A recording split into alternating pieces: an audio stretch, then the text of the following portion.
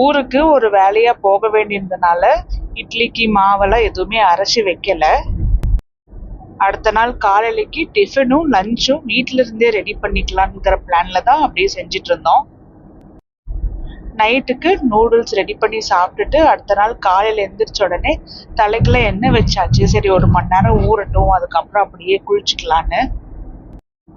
மத்தியானத்துக்கு லெமன் ரைஸும் எல்லாருக்குமே ரொம்ப பிடிச்ச பொட்டேட்டோ ஃப்ரை தான் ரெடி பண்ணலான்னு பிளான் பண்ணி எல்லாமே ரெடி பண்ணிட்டு இருந்தேன்.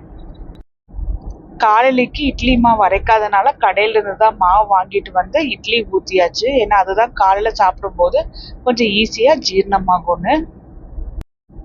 குளிச்சுட்டு வந்துட்டு ரொம்ப லேட்டானனால வீட்டிலையே காலையில டிஃபன் சாப்பிட்டுட்டு போயிடலான்ட்டு எல்லாத்துக்கும் எடுத்து வச்சாச்சு.